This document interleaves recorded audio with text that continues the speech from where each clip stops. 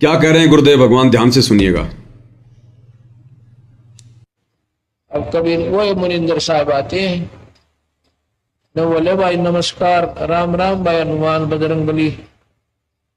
अब हनुमान ने देखा, आदमी तो देख रखा, यू महात्मा की देखा। कहने लगा महाराज जी मैंने देखे हुए हो, आप कहाँ देखे थे? भाई देखा हूंगा जरूर, एक बार नहीं कई बार देखा हूंगा। पहले हम देखा था जब तेरा कंगन रड़ गया था उस मटके में, मैं वो मुनिंदर हूँ भाई। और दूसरी बात की देखा हूंगा तने जब तेरे राम का पुड़ना बंदा था, मैं वो मुनिंदर हूँ भाई।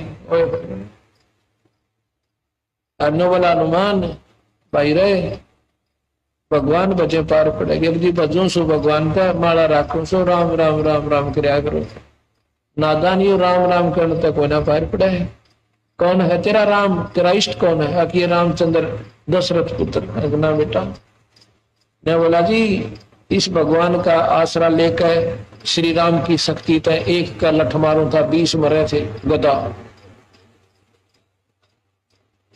मुनिंदर जी कहते हैं ये साधु लक्षण नहीं अनुमाना, यह मार काट करना संता का काम नहीं होता बीरा, ये भी तेरे में भगता के लक्षण कोई नहीं।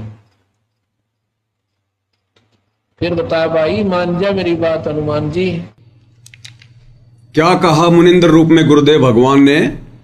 जब हनुमान जी ने कहा कि मैं एक का लठ मारू था 50-50 मरे थे, तो गुरुदेव ने कहा कि ये संतों भक्तों के लक्षण नहीं है, मार पिटाई करना, लड़ाई झगड़ा करना। ये अब भाई और बहनों ये बहुत गहरी गहरी बातें हैं। ये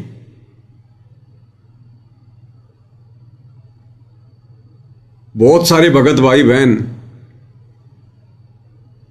जो फौज में सेवा दे रहे हैं, जो पुलिस में सेवा दे रहे हैं, और लड़ाई के समय फिर बॉर्डर पर उनको जाना पड़ेगा, लड़ाई करनी पड़ेगी, बंदूक हाथ में होगी, सामने वाले को माला पहनाने के लिए नहीं, उसकी जान लेने के लिए, उसको मारने के लिए, या आपने कोई गोला बारूद छोड़ना है, कोई मिसाइल चलानी है, सामने वाले की जान लेने के लिए। हर एक चीज को गुरुदेव भगवान खुल के नहीं बताएंगे। आप कैसे किसी की जान ले सकते हैं सतगुरु रामपाल जी के भगत होकर?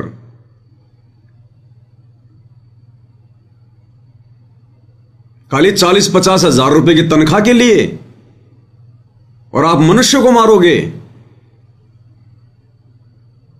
और सामने कौन है, किसको मारोगे?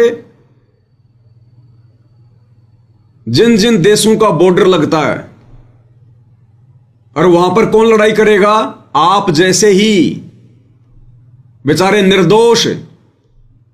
आप अगर भगत हो सतगुरु रामपाल जी के, फौज पुलिस में हो और लड़ाई करने के लिए बॉर्डर पे चले गए, तो दूसरे देश से भी तो बेचारे सैनिक ही आएंगे, वो भी तो आपकी तरह ही हैं।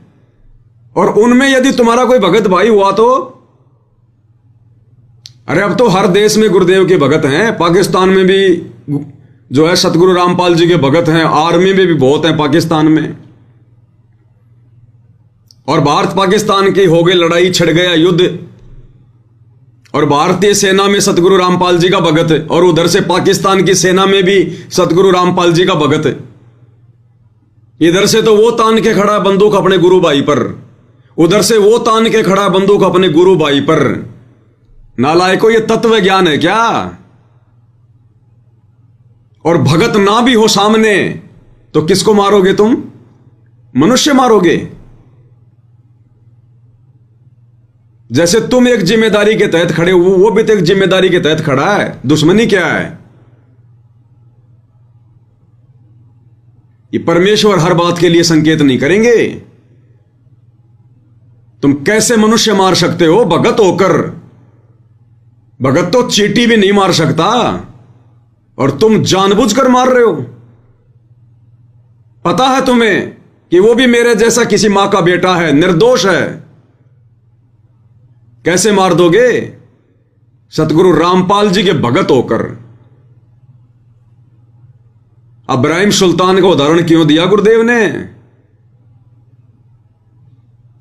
राज्य त्याग दिया। राज्य, वो एक सैनिक नहीं था, सैनिकों का राजा था।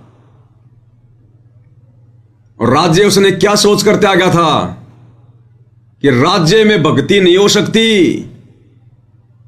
अगर राज्य करूंगा और भक्ति भी करूंगा तो कल को मेरे को युद्ध भी करने पड़ेंगे, लड़ाई भी करनी पड़ेगी, मेरे को भी जाना पड़ेगा युद्ध क्षेत्र में, मेरे हाथ से भी इंसान मरेंगे और मैंने सैनिकों को आदेश देना पड़ेगा। मेरे आदेश देने से भी अगर लोग मरेंगे तो भी मैं पाप का भागी बनूंगा।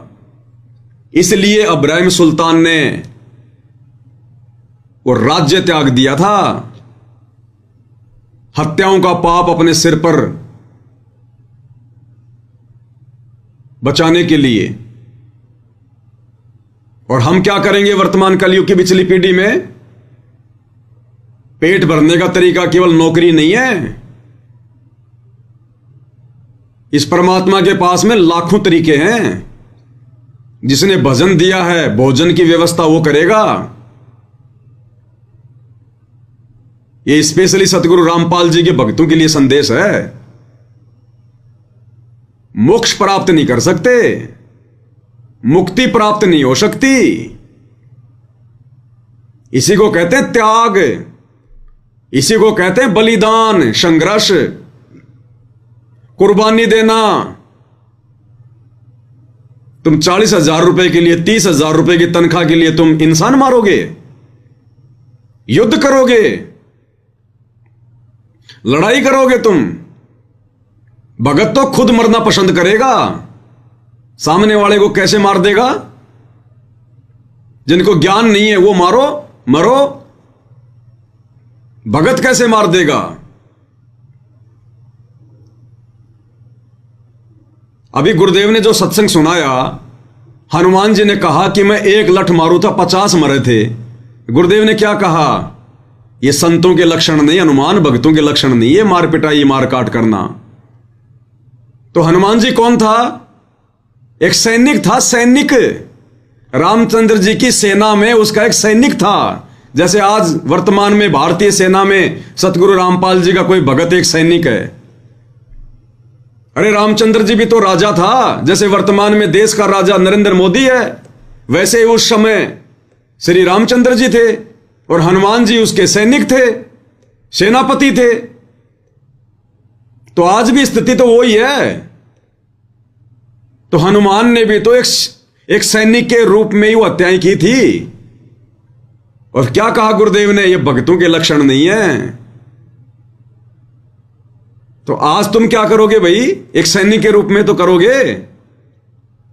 तो हर चीज के लिए गुरु जी खोल के नहीं बताएंगे। इस परमात्मा के लिए, इस भक्ति के लिए, इन मर्यादाओं को सुरक्षित रखने के लिए तो राजाओं ने राज्य त्याग दिए। और हम 40-50 हजार के लिए इंसान मारेंगे। एक मनुष्य जीवन की कीमत क्या पता है ना? और सामने वाले जिस सैनिक को हम जानते नहीं, उसको पहचानते नहीं, उस सामने वाले के साथ में हमारी कोई दुश्मनी नहीं, सरकारों की आपस में दुश्मनी, और हम इंसान मारेंगे। ये सतगुरु रामपाल जी परमेश्वर जी के भक्ति मार्ग में नहीं चलेगा। बाकी चाहे सैकड़ों मारो, लेकिन मोक्ष नहीं मिलेगा, मुक्ति नहीं मिलेगी। कुछ समय के लिए स्वर्ग में चले जाओगे। जो सैनिक शहीद होता है कुछ समय के लिए वो स्वर्ग में जाता है, उसके बाद में नरक में भी तो जाना पड़ेगा। वो जितनी भी हत्याएं की हैं उनका वो दंड भी तो भोगना पड़ेगा। इस आध्यात्मिक ज्ञान से सरकार थोड़ी परिचित है।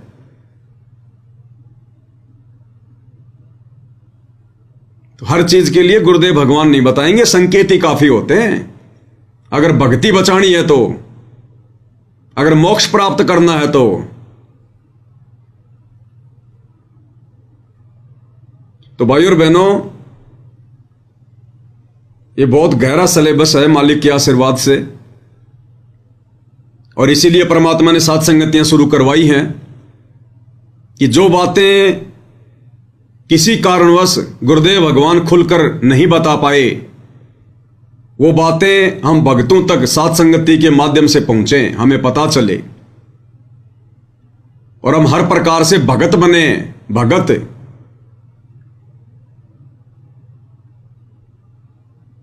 मीराबाई के चाचा ससुर ने, वो भी तो सैनिक था, सेनापति था। अरे वो भी तो राणा का सेनापति था। उसने काठ की तलवार रख ली कि आज के बाद हत्या नहीं करूंगा। लकड़ी की तलवार रखी उसने। तो ये वर्तमान के भगत सोच लेना जो ऐसी परिस्थितियों में फंसे हों। भगवान ने पेट भरना है, नौकरियां पेट नहीं भरेंगी, ध्यान रख लेना। ये कल को महाविनाश का समय आ रहा है, जब तुम्हारी सरकारें नहीं रहेंगी, तुम्हें कौन तनख्वाह देगा, तुम्हें कौन सैलरी देगा? ये लॉकडाउन के समय तुम लोगों ने अपना पेट भरा या फिर इन सरकारों ने तुम्हारा पेट भरा? तो सतगुरु के आश्रय रहेंगे तो सतगुरु पेट भरेगा, जो सरकारों का भी पेट भर रहा है, उन राजाओं का भी पेट भर रहा है। और जब राजाओं के कर्म बिगड़ जाते हैं तो वो भी भूखे मरते हैं, भूखे। 1720 में जो अकाल पड़ा था, गुरुदेव ने क्या वाणी कही है?